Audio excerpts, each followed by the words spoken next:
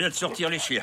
J'ai une faim de loup. C'est prêt. Et toi, t'es prêt? Oui, chérie, je sais gérer ma glycémie. Et avec mon nouveau lecteur One Touch Select Plus, je peux même préciser si c'est avant ou après repas. Avec le nouveau lecteur de glycémie One Touch Select Plus, sa fonction avant ou après repas et son code couleur, vous savez à tout moment où vous en êtes. Et vous pouvez profiter de chaque instant. Eux aussi, ils sont prêts. One Touch, à vos côtés pour avancer. One Touch Select Plus est un dispositif médical de diagnostic in vitro de LifeScan. Consultez la notice, contactez votre médecin ou votre pharmacien. Jusqu'à 1h sur Europe 1. Caroline Dublanche.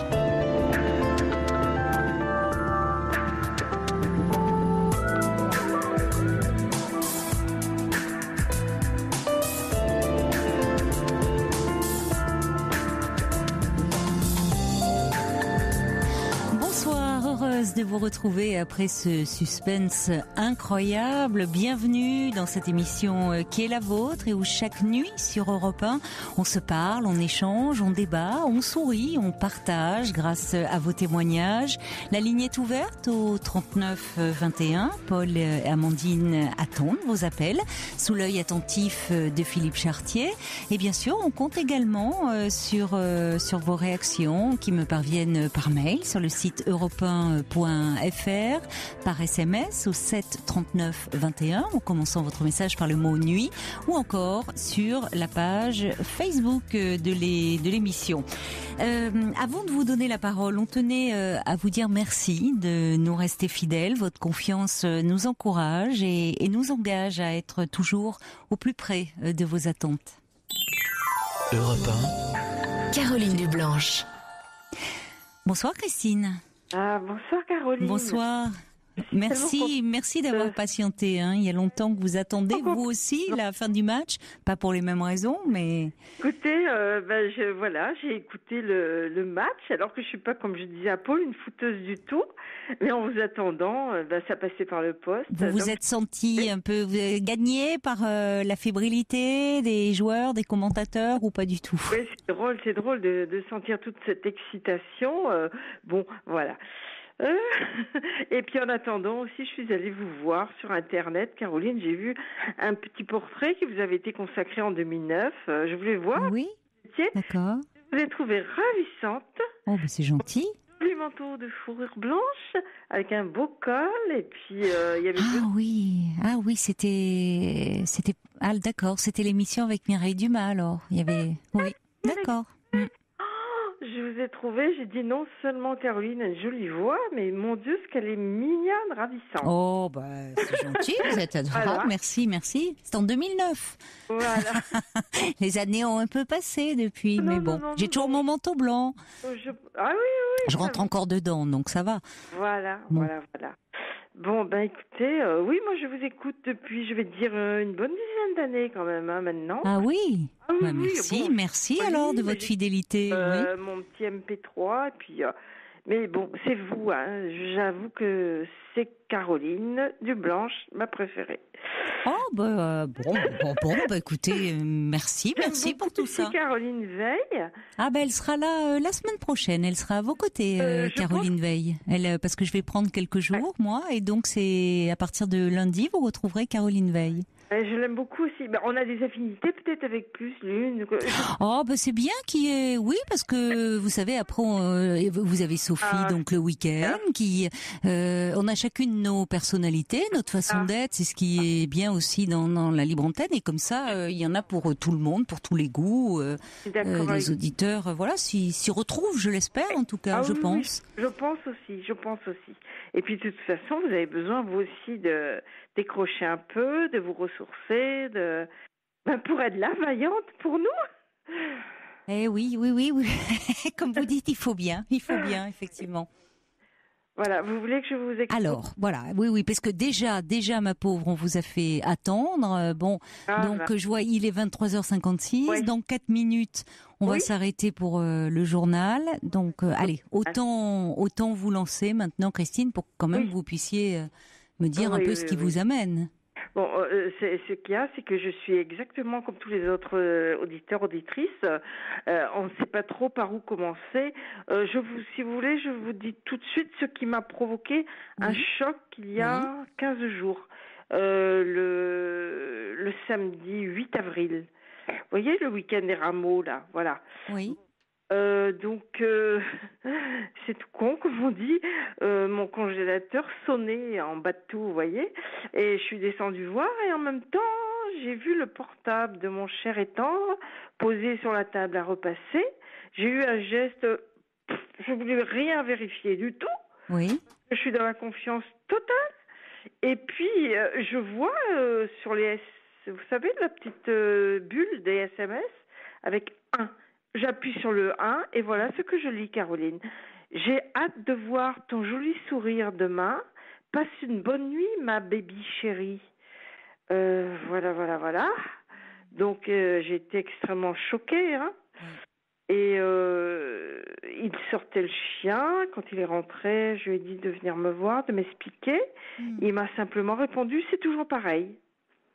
Ça veut dire quoi, ça? Le toujours pareil, en fait, j'ai compris tout de suite. Donc, il y a 10 ans, il a eu une liaison avec une femme qui a 17 ans de moins que lui.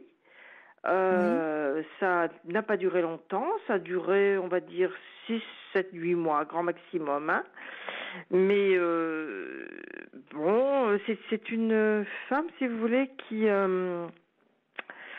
un commerce au centre-ville de ma ville, elle est au Halles, on va dire, hein, c'est un langage dire.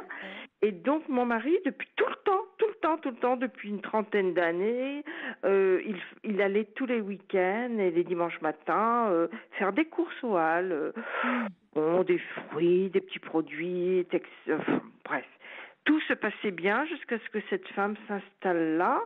Et elle a accroché, elle a vu qu'il y allait tout le temps seul, il n'a jamais porté d'alliance de sa vie, il lui a tapé dans l'œil, elle a accroché, il s'est laissé avoir, et bon, leur relation a commencé, tous les dimanches soirs, mon cher et tendre me racontait qu'il avait dû travailler en retard, qu'il fallait qu'il retourne, tatati tatalaire, donc il y avait des petits 5 à 7, moi j'ai rien su de tout ça. Et vous l'avez découvert à quel moment? Ouais, je l'ai découvert.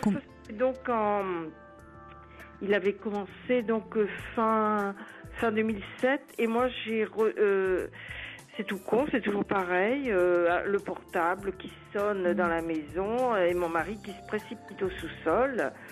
Et compte tenu de son attitude... Alors ça, c'était il y a 10 ans. Je vais devoir vous interrompre, hein, Christine, le temps du journal. C'était il y a 10 ans. Vous allez nous raconter aujourd'hui ce SMS. Ça date de quelques jours. Là. On marque une pause et on se retrouve dans quelques minutes, d'accord? À tout de suite.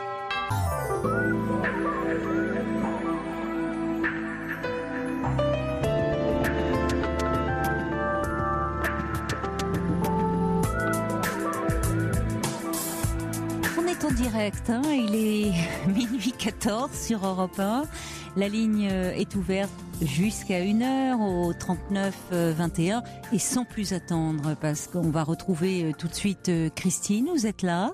Oui, je suis là. Vraiment désolée, hein, toutes nos excuses, mais bon, voilà, c'est la soirée où il y avait du foot et en plus l'actualité malheureusement qui fait que voilà, il y a des soirs comme ça. Donc je suis désolée, ça tombe sur vous et du coup il y a longtemps que vous patientez, mais maintenant c'est à vous, on va vous écouter. Alors pour ceux qui nous rejoindraient, vous êtes tombé sur un SMS dans le téléphone de votre mari alors qu'il rentrait de promener le chien, SMS très explicite que lui avait envoyé une femme et quand vous lui dites qu'est-ce qui se passe, il vous répond c'est pareil, c'est la même quoi. C'est la même qu'il y a 10 ans puisque il y a 10 ans il a eu une aventure donc avec une femme qui a donc 17 ans de moins que lui. Voilà, donc je ne sais pas quel âge a votre mari mais cette année en juin il aura 72 ans. D'accord. Bon, il en paraît à peine 60, c'est vrai. Il est très sportif, très jeune. Physiquement, il est impeccable, quoi. C'est vrai. Voilà. Et donc, pour en rester à là dernièrement, il me dit, c'est parti du fait que un jour, à table, tu m'as fait des réflexions sur ma façon, je sais pas, de manger ou trop vite ou enfin bon, il est hyper méga susceptible. La moindre réflexion, il est contrarié tout de suite. Donc après. Enfin, et vous, en parlant de contrariété, vous avez de quoi vous être contrarié. C'est pas de l'hypersusceptibilité là, quand vous tombez sur ce genre de message. Ouais, sa maman me l'a dit tout de suite dès on s'est connus, on avait 14-15 ans, tous les deux. Mais elle m'a dit, tu sais, la moindre contrariété, ça passe pas chez lui, il ne supporte pas la moindre contrariété. Oui, moi, les contrariétés, j'en ai plus que, par-dessus la tête. Et donc, comme il continuait depuis toutes ces années à aller faire ses courses le samedi soir au Halles, et que son fruitier, comment on dit, primeur, se trouve à l'échoppe jouxtant l'échoppe de cette nana, obligatoirement, il la voyait. Mais bon, moi, depuis le temps, j'ai lâché prise, puisque moi... Oui, vous pensiez que c'était fini, c'est-à-dire qu'il y a 10 ans, à un moment, il vous avait dit qu'il allait arrêter de la voir. Ah oui, c'était fini. C'était fini, bon. Ouais, sauf que Caroline, si vous voulez... Exactement. Dès qu'il était un petit peu contrarié, parce que par exemple j'étais insistante, je posais une question, ça ne lui plaisait pas, comme il était incapable d'affronter et de me répondre vraiment, il préférait me dire je pars. Et donc il a fait toutes ces années à intervalles réguliers. Je loue un appartement pendant 3 semaines. Alors à chaque fois, il payait les cautions, 3 mois de loyer. Mais il n'habitait jamais dans l'appartement. Non, il restait 3 semaines, il revenait ici. Oui, mais alors si je comprends bien, c'est-à-dire qu'il n'y a eu aucune remise en question de sa part après ça. Parce que ça peut arriver, comme vous dites, vous connaissez depuis l'âge de 14 ans, aujourd'hui votre époux a 72 ans. Ouais. Bon, voilà, il y a des choses qui peuvent arriver, mais le problème, c'est si à un moment, il ne s'agit pas de battre sa coulpe ad vitam aeternam, mais à un moment, si dès qu'il y a une petite contrariété, ce qui peut arriver évidemment dans une vie de couple. On brandit le chantage, je pars, c'est pas possible. Enfin, ouais, c'est ça. Ça clôt tout sujet. Enfin, ça vous renvoie à vous-même, à votre impuissance. C'est une façon d'esquiver assez agressive, je trouve. Il est très agressif. Je peux même vous dire que si je suis assez proche de lui et que j'essaie de l'affronter par mes mots, pour essayer de vraiment de lui faire sortir, qu'il soit honnête, qu'il me dise les choses, il pourrait, il est à 2 doigts d'être violent, physiquement même. Ouais, c'est un homme qui n'arrive pas, sa maman... Oui, mais il ne l'a jamais été avec vous, violent. Il a eu depuis tout le temps de l'agressivité matérielle. J'ai vraiment oui, parce que quand il était contrarié, on va dire contrarié. Alors là, qu'est-ce qui s'est passé parce que là ça date, c'est tout récent là. Vous avez découvert il y a quoi, il y a 15 jours, c'est ça, que vous avez découvert à nouveau qu'il recevait des SMS donc de cette femme. Et là, c'était lui qui l'avait envoyé, celui-là. Passe une bonne nuit, ma baby chérie. J'ai hâte de revoir ton beau sourire demain. Ah oui, d'accord. Je me disais, c'est très féminin, oui, comme l'appeler, d'accord, les formulations. Bon, alors, qu'est-ce qu'il dit ? Qu'est-ce qu'ils ont dit là Voilà ce qu'il me dit.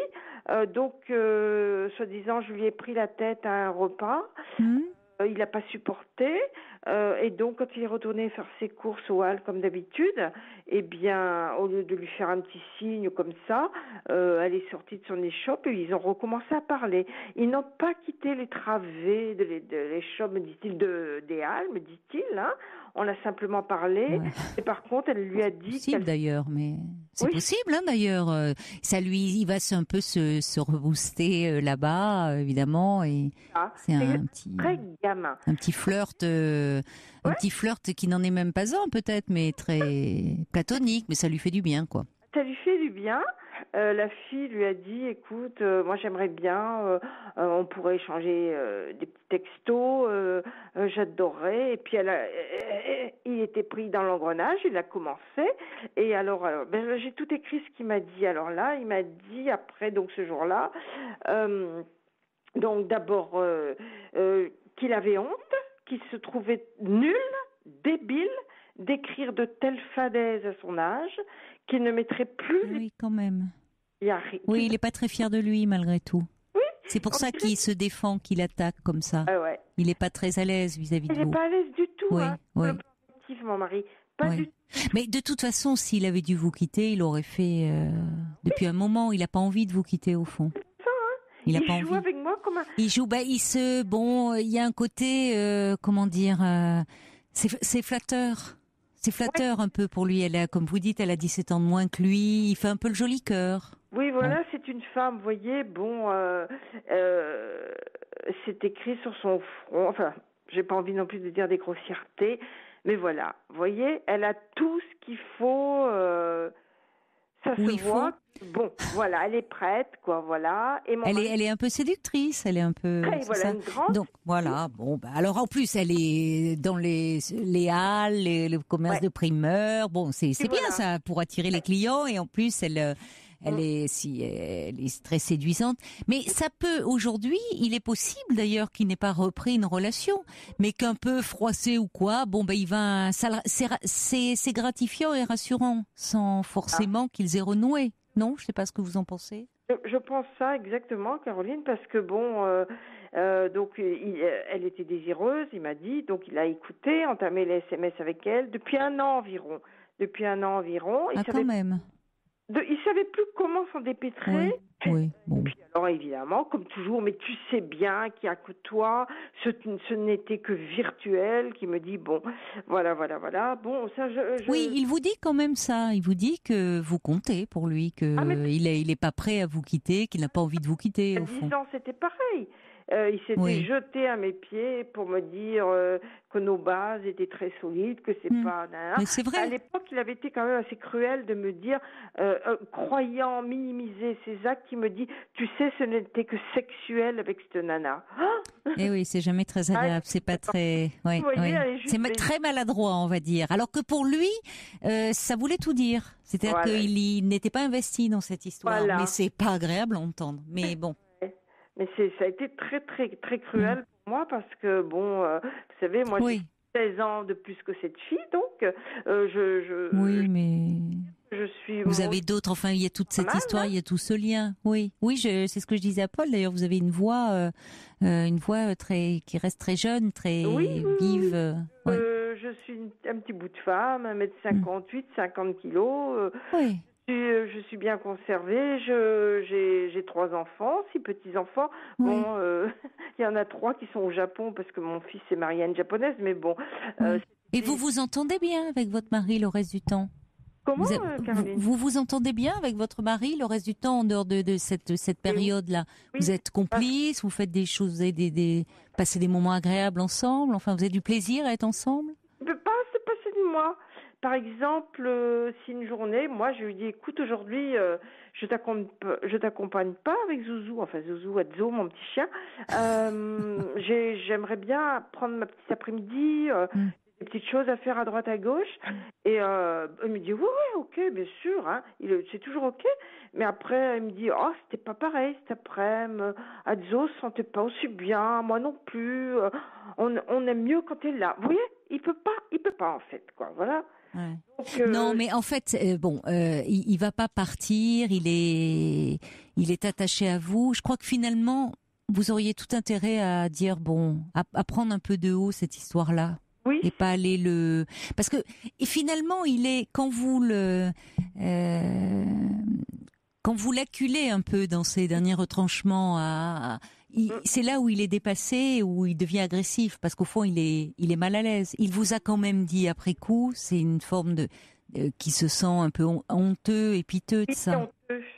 Mais je veux dire, comme peuvent être les messieurs parfois à cet âge-là, et bon, d'avoir envie. Alors comme vous dites, en plus il est séduisant, il s'entretient, mais il y a un côté un peu flatteur, un peu ça fait du bien de se dire encore c'est peut-être possible, il y a des choses comme ça, même si ça va pas plus loin. Oui. Et pour cette fille aussi, mon mari a quelque chose je pense, c'est un bel homme, c'est vrai, mais c'est quand même un médecin, cardiologue.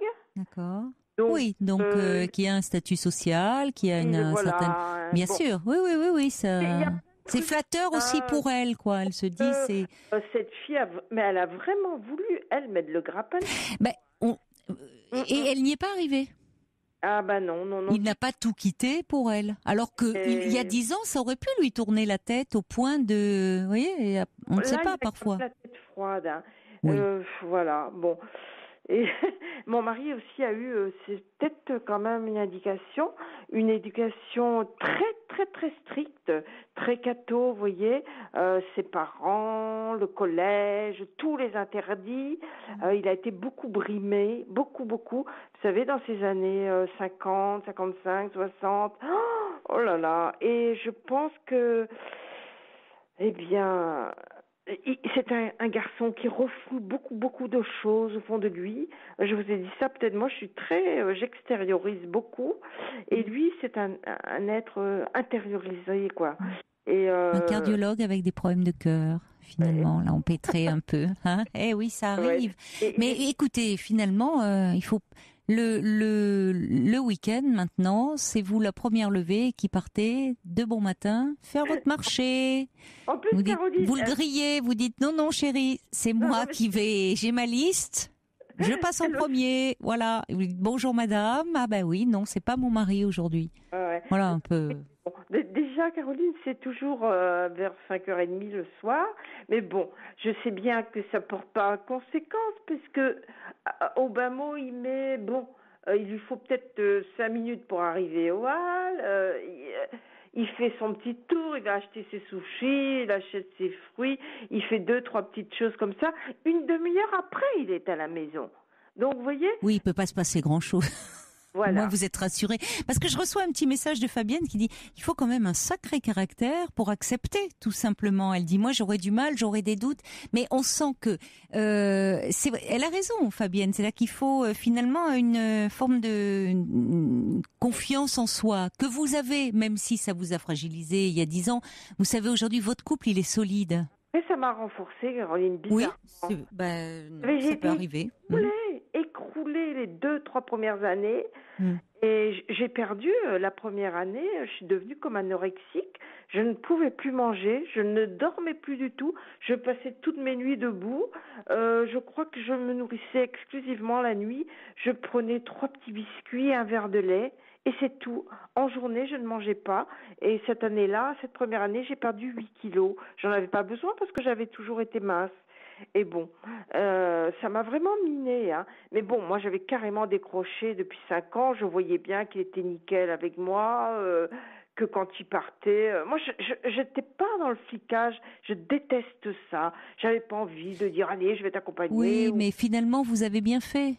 Vous voyez que bon, même si évidemment ça a été douloureux, mais je pense qu'aujourd'hui on est dans un autre cadre, parce que comme vous dites, il part, il va faire le marché, mais une demi-heure après il est rentré. Donc qu'est-ce que vous voulez qu'il fasse Bon, vous voyez. Non, c'est sûrement pas très grave, mais bon, c'est très enfantin, vous trouvez pas? Mais oui.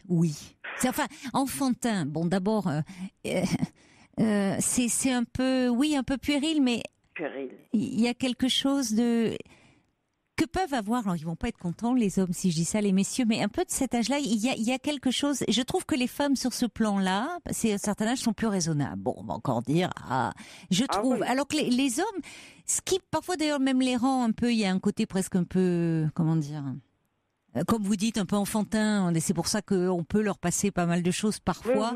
Oui. Ce côté, ce besoin, quoi, ça les rassure, ça le flatte, ça lui fait du bien, voilà. Mais à mon avis, ça va pas plus loin aujourd'hui.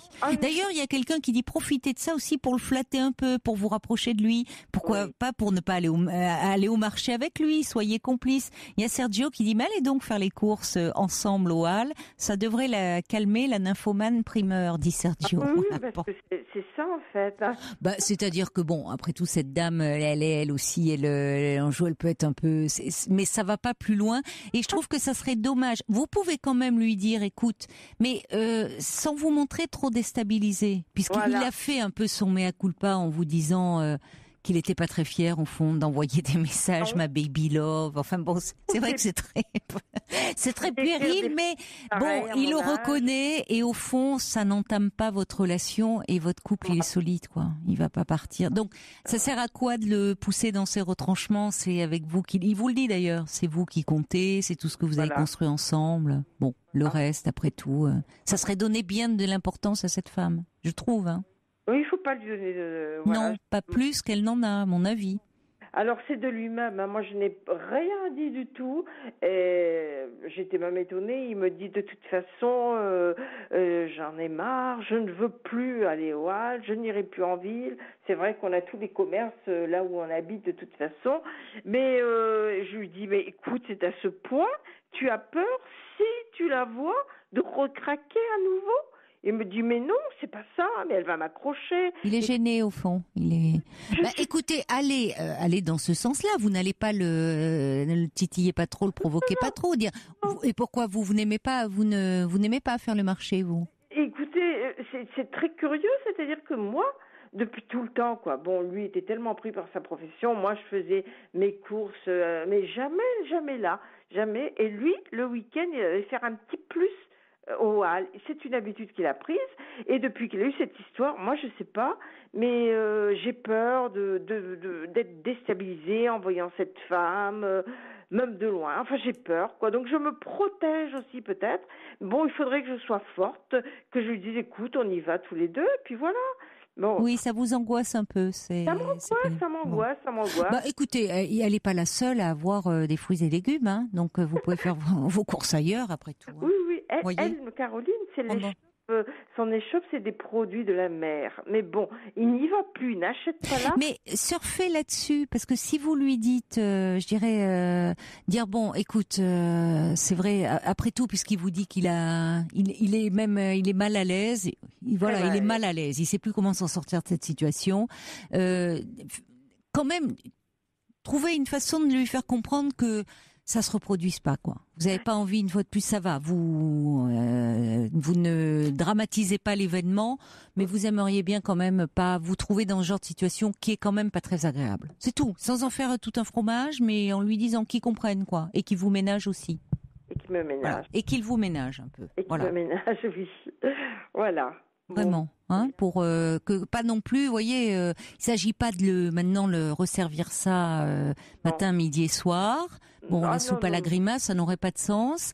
Non. Mais quand même faire comprendre que bon, c'est bon. 2 fois maintenant, ces enfantillages, parce que c'est un peu ça qu'il, c'est compris. Vous passez au-dessus, mais qu'il vous ménage un peu aussi, parce que c'est quand même pas très agréable. Voilà. C'est tout. Et je pense à mon avis, vous n'avez pas besoin de le répéter 2 fois. Non, je pense que c'est même plus la peine de revenir là-dessus. Non, je crois pas. Je crois pas parce que ça serait vraiment toujours mettre cette femme entre vous et lui. Ça serait dommage. Justement, je crois que ce serait lui donner un rôle trop important à cette femme, justement. Alors là, c'était drôle aussi parce que bon, il est là d'ailleurs. Il m'a posé ostensiblement son portable. Il m'a dit, tu le prends. Je ne veux plus de mon portable. Oh, j'ai dit, écoute... Mais il a qu'à changer de numéro, après tout. Vous pouvez lui dire. C'est pas le portable, mais il peut changer de numéro. Non, oui, mais je lui ai dit, pourquoi tu me donnes ton portable? Ben, comme ça, tu verras bien que ceci... Mais finalement, il sait plus quoi faire. C'est quand même... ça montre qu'il est très embêté avec cette histoire, gêné, et qu'il ne sait pas trop quoi faire. Il veut vous donner des gages. Genre, tu vois, je te donne mon portable. Bon, alors je vais pas demander ça. C'est pas un enfant, c'est pas un adolescent à qui vous confisquez sa tablette. Il est grand, il est responsable. Il peut bien sûr garder son portable. Simplement, vous lui demandez juste de pas vous retrouver à nouveau dans une situation qui est pas très agréable. Point barre. Et on clôt l'affaire. Voyez, vous laissez pas envahir par ça parce que, à mon avis, ça ne va pas plus loin. D'accord? Non, pas très loin. Voilà, Caroline. Écoutez, merci. Merci. C'est moi qui vous remercie encore une fois d'avoir été si patiente ce soir, hein, Christine. Et puis Je sens tout calme là maintenant, et puis voilà. C'est vrai qu'il n'y a quand même pas lieu d'en faire une tragédie, hein. Non. C'est vraiment pas, voilà. Non, pas du tout. Non, surtout dans l'actualité qu'on connaît en plus ce soir. Mais en tout cas, il ne faut pas dramatiser l'affaire. Et ce qui compte, c'est votre relation, c'est votre couple, et qui est solide. Et il tient à vous. Il sait pas quoi faire maintenant pour vous le montrer. Donc c'est ce qui compte. Le reste, voilà. Mais écoutez, je vous souhaite une bonne soirée, Christine. Je vous embrasse. Hein. Bonne soirée. Au revoir. Je continuerai à vous écouter. Merci beaucoup. Merci. Alors, quelques réactions au témoignage de Christine. Déjà, Étoile qui dit il faudrait bien que le mariage évolue quand même dans les décennies qui viennent et que chacun ait un peu de lest. Et puis Marie dit je trouve que quand même Christine devrait essayer de le rendre un petit peu jaloux aussi, son mari, pour qu'il comprenne un peu. Oui, on sent qu'elle en a les moyens en plus. Vous avez raison. On accueille maintenant Marie-France. Bonsoir Marie-France. Bonsoir Caroline. Bonsoir. Oh, ça n'a pas l'air d'aller. Qu'est-ce qui se passe? Vous êtes un peu angoissée, m'a dit Paul. Très angoissée depuis le mois de décembre, oui. Oh là là, ça fait longtemps ça. Oui, et ça fait plus de 3 semaines là que je ne dors plus. Au point de ne pas arriver à dormir la nuit. Voilà. D'accord. Qu'est-ce qui s'est passé au mois de décembre dans votre vie? Je ne sais pas du tout. Ça m'a pris d'un seul coup. D'accord. J'ai eu de très très très grosses angoisses. Oui. Mais à hurler même à la maison. Oh là là. Oui, tellement vous vous sentiez mal. Mal. Voilà. Mais vous n'avez pas vu votre médecin depuis? Mais les médecins n'ont plus l'air maintenant de comment je pourrais dire ça. On ne peut plus leur parler comme avant. Ah, les médecins, votre médecin traitant, vous voulez dire? Voilà. Oui, vous ne trouvez pas une écoute suffisante. Voilà, on ne trouve plus, je ne trouve plus d'écoute auprès des médecins maintenant, comme j'en ai eu pendant des années. Oui, déjà. Des médecins qu'on appelait médecins de famille, qui connaissaient bien l'histoire, un peu de chacun, parfois de la famille. Voilà. Et déjà, c'est vrai qu'on se sentait mieux, le cœur plus léger en sortant. Voilà. C'est vrai, parce qu'il y avait une écoute. Oui. Et là, au mois de décembre, je ne sais pas ce qui s'est passé. Oui. Du jour au lendemain, j'ai fait des crises d'angoisse, mais à ne plus vouloir rester seule, puisque je suis seule à la maison, je suis veuve. D'accord. Vous avez quel âge, Marie-France? 73 ans. D'accord. Oui, donc au point vraiment d'être très très mal. Et donc oui, il faut pas que vous restiez dans cet état-là. Enfin, c'est à prendre au sérieux, non pas parce que il y a un risque. Comment dire, pour votre santé, vous n'êtes pas en danger, mais ça fait très mal des crises d'angoisse. On est très mal, d'ailleurs, on est mal et moralement, bien sûr, mais aussi physiquement. Et physiquement, et voilà ce qui m'arrive maintenant, physiquement. Alors, je ne dors plus, ça fait 3 semaines. On a changé mon traitement pour la nuit, puisque je prends des somnifères pour dormir. Ça fait plus de 30 ans déjà, alors vous voyez que c'est pas d'aujourd'hui. Oui, et oui, donc il peut y avoir une accoutumance au bout d'un moment. Hein. Qui est-ce qui vous a changé votre traitement? Un médecin de garde un week-end. Que vous avez appelé, que vous avez fait venir? C'est une voisine qui m'a emmenée le voir. Parce que quand elle a vu, elle me dit, écoutez, ça fait déjà plus de 15 jours que vous ne dormez plus. Qu'elle me dit, ni la nuit, même la journée, je ne dors pas, rien du tout. Vous prenez vos médicaments et puis la journée, vous êtes complètement dans les vapes. Vous voyez, je ne peux plus rien faire, je tremble, oui, vous épuisez en plus, donc ça rajoute cette fatigue, cette grande fatigue. Voilà. Joue aussi. Et le moral, n'est pas bon. N'est pas bon. Et justement, je ne sais pas ce qui s'est passé. Bon, j'ai dû partir en maison de repos au mois de février. Oui. Je suis rentrée, j'étais bien, le moral était revenu, j'étais bien. Et du jour au lendemain, j'ai eu de grosses douleurs qui sont revenues dans la poitrine et au ventre. Ouais. Et je me suis retrouvée aux urgences, au scanner, enfin, vous voyez bien, tout le Bataclan, tout ce qu'on fait. Et puis, j'ai passé une gastroscopie. Et là, ils ont découvert que j'avais un petit début d'ulcère. Ah ben oui. Oui, c'est assez douloureux, ça vous faisait souffrir, ça. Voilà. Alors, moi qui suis toujours anxieuse, je suis toujours stressée. Le moindre petit truc, ça prend une ampleur terrible. Oui, mais vous savez ça. J'arrive pas à me raisonner. Non, c'est vrai. Dans ces moments-là, bien sûr, on ne peut pas se raisonner. Voilà. Mais il y a quand même maintenant des traitements qui pourraient vous soulager. Et puis peut-être aussi le fait d'avoir un peu un soutien psychologique, de pouvoir être accompagné, de trouver une écoute, de pouvoir un peu parler. Parce que et ça, alors peut-être qu'il faudrait voir, puisque votre médecin traitant ne prend pas suffisamment au sérieux cet état d'angoisse qui vous empoisonne et qui peut finir par le fait de ne pas dormir comme ça vous met dans un état de très grande fatigue. Donc ça peut avoir des répercussions à long terme sur votre santé.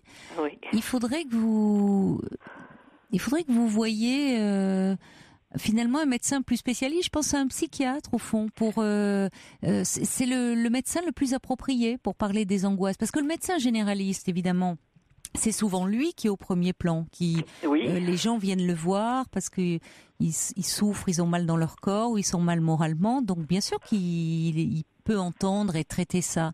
Mais malheureusement, c'est vrai que de plus en plus, les consultations sont très rapides, on n'a plus le temps de parler, ils ont le nez dans leur écran. Donc c'est pas facile de trouver un médecin qui va prendre le temps. Alors, je dis pas que les psychiatres, il faut aussi trouver quelqu'un qui vous convient, mais en tout cas qui va prendre en considération, parce que ça va pas du tout de rester à souffrir autant là. Voilà, j'en ai eu un pendant plus de 30 ans de psychiatre. D'accord. Parce que je n'ai pas eu une vie facile. Oui, avec Mon j'imagine. mari. Oui. J'ai eu une vie, j'étais une femme battue, enfin, vous voyez. Alors, tout ça, c'est des restes aussi de ma santé aussi. Il y a tous des restes de stress, de la vie, tout ça que j'ai eu. Et puis, ça fait 3 ans de suite, que j'ai de gros problèmes aussi. Enfin, c'est pas des ennuis pour moi-même, mais je me fais beaucoup de soucis pour deux de mes enfants. J'en ai 3 et j'en ai 2. D'accord. Pourquoi vous faites du souci pour 2 de vos enfants? Parce que j'en ai un, ma foi, qui a eu un accident de travail. Il a eu du mal à retrouver, divorcé. Il s'est retrouvé avec un surendettement, vous voyez, financièrement, si ça sortait plus. Il a eu son accident de travail. Impossible de retrouver du travail comme il voulait. Alors financièrement, moi tout ça m'a rendu malade de le voir de la manière comme il était, quoi. Ça vous inquiétait pour son avenir? Pour son avenir. Ça va mieux aujourd'hui? C'est rentré un peu dans l'ordre, ces problèmes? Pour lui, maintenant, il a retrouvé quelqu'un. Bon. Il a retrouvé quelqu'un de très bien. Ils viennent de s'acheter une maison. Bon. Alors, de ce côté-là... Donc ça va mieux, lui, là. Il a bien remonté la pente. Oui. Lui, maintenant, ça va mieux, lui. Oui. Mais vous avez un autre enfant qui vous préoccupe? Une autre, maintenant, c'est ma fille. Pareil, ça fait plus de 3 ans qu'elle est dans les soucis. Elle se confie beaucoup à vous? Malade aussi. Comment? Elle se confie beaucoup à vous? Il n'y a pas longtemps qu'elle se confie maintenant, moi. Oui. Avant, elle n'osait pas parce qu'elle savait déjà la vie que j'avais. Elle n'osait peut-être pas trop. Et puis, comme elle m'a dit une fois, il n'y a pas si longtemps que ça, elle m'a dit, maman, je t'ai toujours connue malade.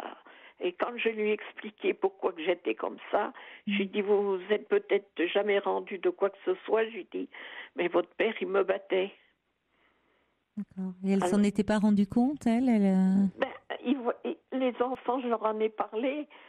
Ils se doutaient qu'il y avait quelque chose, mais pas à ce point-là. Oui. C'était l'alcool. Oui. Alors, les enfants me disaient, on voyait bien quand ils rentraient, pour parler franchement, ils gueulaient, quoi. C'était la vie à la maison, chaque fois, c'était... Mais ils me frappaient, mais en cachette. Des enfants. Alors moi, je ne disais rien, je me retenais de crier, de hurler. Vous voyez, je me suis toujours retenue pour pas que les enfants connaissent, quoi. Oui, vous avez tout pris, quoi, tout encaissé. Voilà. Aujourd'hui, donc, c'est bien. Vous vous rapprochez de votre fille. Vous pouvez en parler de tout ça. Enfin, vous êtes plus proche. C'est bien, c'est bien. Voilà. Vous puissiez... Voilà, puisque comme elle a des soucis, elle aussi, alors elle se confie un peu plus maintenant aussi. Le problème, c'est qu'il faudrait pas déjà que vous êtes vous-même très angoissée, que ces soucis, ça vous rajoute du stress. Voilà. Écoutez, il faudrait, alors vous me dites, donc, vous avez été suivi pendant 30 ans par un psychiatre qui est à la retraite aujourd'hui, peut-être Bon. Et proche dans votre quartier, là où vous habitez, il y aurait pas un CP. un CMP? Voilà. Ah, proche de votre domicile? Oui, où j'habite. Ah, ben ça serait bien d'aller voir alors. Alors, justement, parce que là, aujourd'hui, donc, comme j'ai dit, c'est Paul que j'ai eu tout à l'heure. Oui. Cette nuit, j'ai failli avaler ma boîte de somnifères. Pourquoi? Tellement que je suis fatiguée, que j'en ai marre. Oh là là, surtout pas, hein. Voilà. Mais vous en aviez tellement marre, vous vous êtes dit, bon, là, je vais dormir, je vais... Voilà. Oui, vous n'aviez pas le moral. Voilà. Vous êtes dit, bon... De pas dormir, j'ai dit, mais ouais, comme ça, tu vas dormir. Non, oui, mais là, c'est, oui, mais enfin, ça pourrait être très grave parce que ça peut vous ralentir le cœur au point qu'il ne reparte voilà, pas. mais justement, parce que ça fait un moment, là, du fait que je ne dors plus, le cœur, maintenant, il fatigue.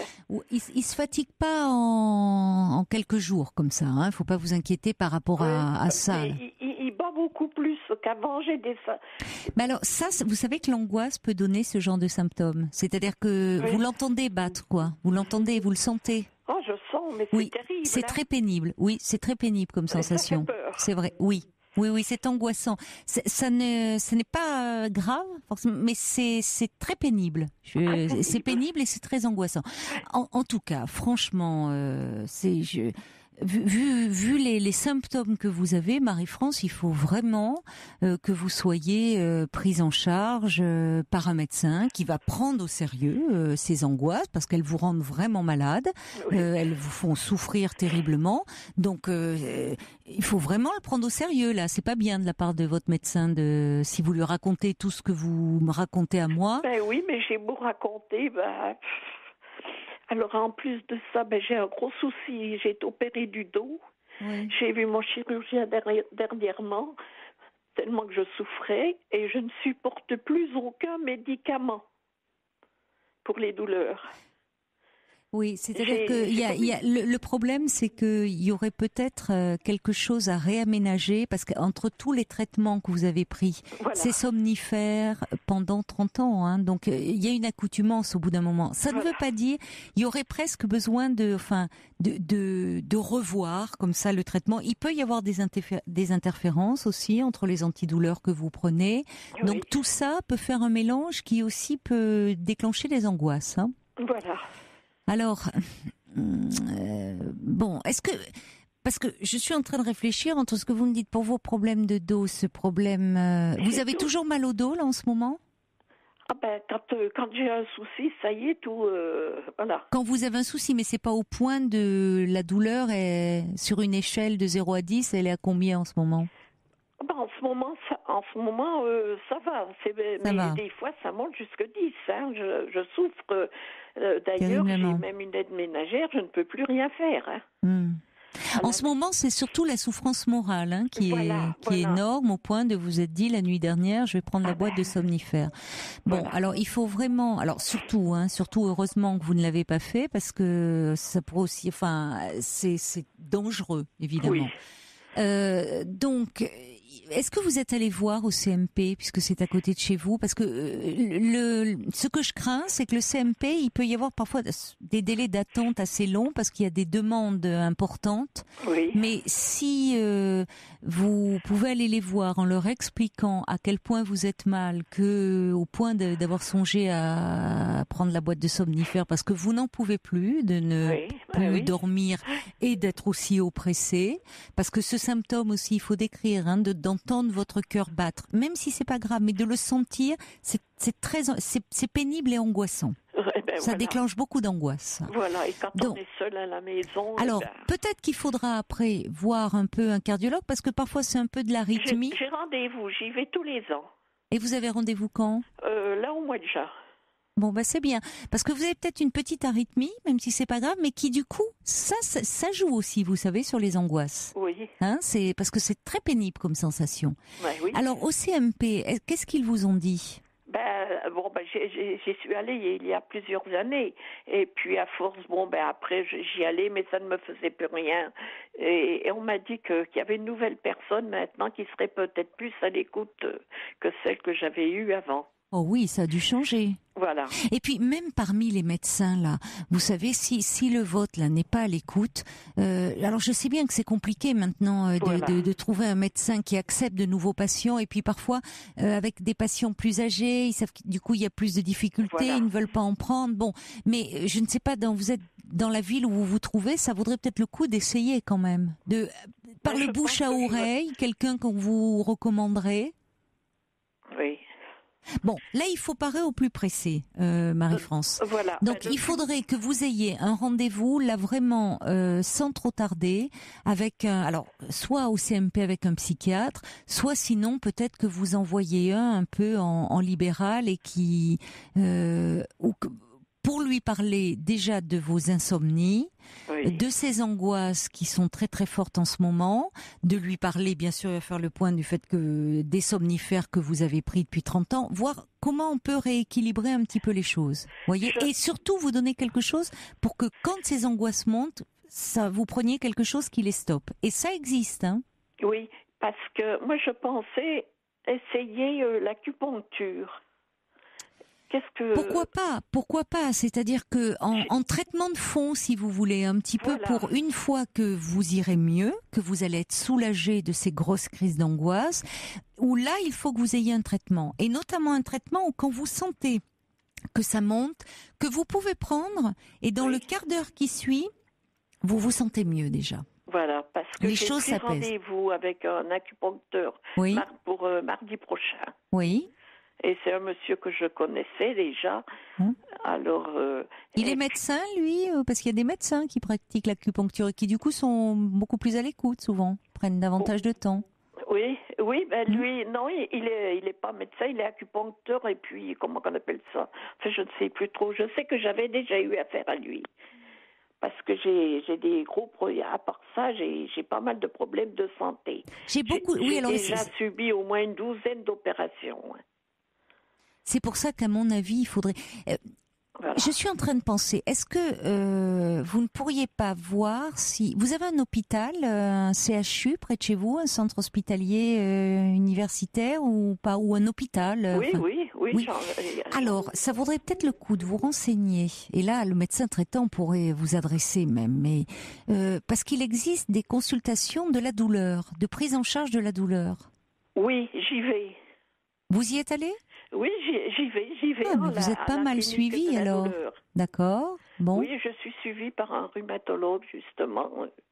Et là, justement, mon chirurgien que j'ai eu dernièrement pour l'histoire de mon dos, que je lui ai expliqué que je ne pouvais plus, que je ne supportais plus tous les médicaments que j'avais, la morphine, enfin tout ce qui est dérivatif, tout ça, tout ce qui est anti-inflammatoire.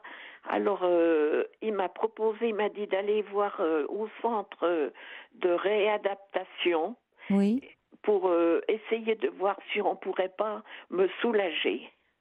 Ah oui, il faut qu'on vous soulage. Parce qu'il m'a dit, on ne peut plus rien faire, votre dos est vraiment trop... Oui, mais on peut vous soulager, on sait de mieux en mieux prendre en charge la douleur. Donc, c'est pour ça que là, j'ai rendez-vous la semaine prochaine, justement. Bon, c'est bien, donc c'est bien, vous avez... Je me prends même maintenant. Oui, vous êtes bien courageuse. C'est bien parce que entre... J'ai dit, il le faut. Oui, il le faut, bien sûr.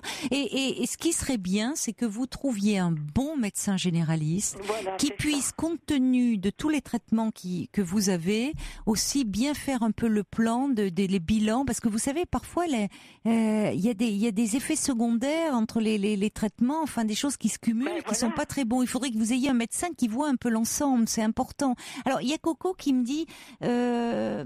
les pharmacies ont souvent des noms de médecins à donner. Vous pourriez peut-être demander à votre pharmacie s'ils pouvaient vous recommander un bon médecin. Voyez, parce que là où j'habite, il y en a 7. Hein. Alors, sur les 7 j'en ai quitté un, j'ai essayé et personne n'a voulu me prendre. J'ai quand même trouvé un autre médecin, mais c'est le même genre que celui que j'ai quitté. Ah oui, ça devient de plus en plus difficile. Oui, c'est un vrai problème ça. C'est un vrai problème. Très j'ai beaucoup de messages pour vous. Il y a Frésia qui dit oui, elle devrait changer de médecin, cette dame, pour qu'elle trouve vraiment une écoute qui tiendrait plus compte. Quelqu'un qui m'écoute, il faut que... Beaucoup de messages, Frésia, qui vous trouvent émouvante et qui aimerait bien que vous nous donniez de vos nouvelles. Il y a Chloé qui dit, vous faites peut-être par rapport à ce cœur que vous sentez battre des extrasystoles, mais d'origine anxieuse. Elle dit, c'est tellement pénible que sur le moment, on croit à une crise cardiaque. Voilà. Chloé qui vous embrasse. Mais ça, il faut... Bon, le CMP, moi j'irai les voir, s'il n'est pas très loin de chez vous. Oui, j'ai l'intention d'y retourner. Oui. En expliquant, ils vont dire, là je me sens très très mal. Ah, puis la solitude, c'est bon. dur. Et qui avait pris la décision en février, vous avez été en maison de repos, ça vous avait fait beaucoup de bien? C'est moi. D'accord, donc c'est de vous. Je sentais que j'étais pas bien, j'ai dit, et même mon fils, celui qui s'occupe de moi, qui est pas très loin de chez moi, là, justement, le dernier, il m'a dit, maman, il faut que tu repartes, hein. Il a vu que j'étais vraiment mal. Mais pourquoi pas, hein? Pourquoi pas? Parce que si vraiment, si ça vous avait fait du bien d'être hospitalisé là-bas, qu'on vous chouchoute, peut-être. Maison de repos, j'étais en maison de repos, j'étais bien. Mais pourquoi vous ne pourriez pas repartir un peu? Mais ce qui serait bien, c'est alors là-bas il y avait des médecins psychiatres. Ah tout, on a tout. Ouais. Bon alors, écoutez, votre fils a raison. Pourquoi ne pas repartir? Peut-être que vous êtes rentré un peu trop tôt. Moi, je pense que je suis rentrée un petit peu trop tôt. Oui, peut-être que c'était un peu prématuré et que du coup, vous avez replongé. Voilà. Donc, peut-être vous pouvez, avec l'aide de votre fils, refaire des démarches et en attendant de pouvoir être réhospitalisé dans cette maison de repos, quand même voir un médecin en expliquant au CMP. Hein, vous dites vraiment que vous étiez il y a 24 heures à 2 doigts de prendre la boîte de somnifères tellement vous vous sentiez mal. Et s'ils ne peuvent pas vous recevoir là, parce que il y a des délais d'attente un peu longs, qu'ils vous donnent quand même les coordonnées à ce moment-là d'un psychiatre en libéral, que vous ayez un avis comme ça d'un médecin, pour au moins en cas de grosse crise d'angoisse, ne pas être mal comme ça. Si vraiment, de toute façon, vous savez, vous appelez, vous pouvez toujours appeler les pompiers, hein, la nuit ou quelque chose comme ça. J'ai essayé. Mais ou SOS médecin, SOS médecin à ce moment-là. Parce que le 15, c'est pareil. Je me suis fâchée avec le médecin du 15. Ah, bah alors ça, alors. Que, bon. Alors on va pas avoir le temps d'en parler. Non. Écoutez, en tout cas, ne restez pas à souffrir comme ça, vraiment. Faites-vous aider, puis donnez-nous de vos nouvelles, d'accord, à mon retour. Je vous embrasse, hein, mais ça va passer. Ne vous inquiétez pas, ça va passer. D'accord. Je vous embrasse. À bientôt. Je vous embrasse, je vous souhaite une belle nuit, un bon week-end et je vous dis donc que je serai de retour le mardi 2 mai, la semaine prochaine. C'est Caroline Veil qui sera à ce micro. À bientôt. Au revoir. Il est 1h du matin, vous écoutez Europe 1.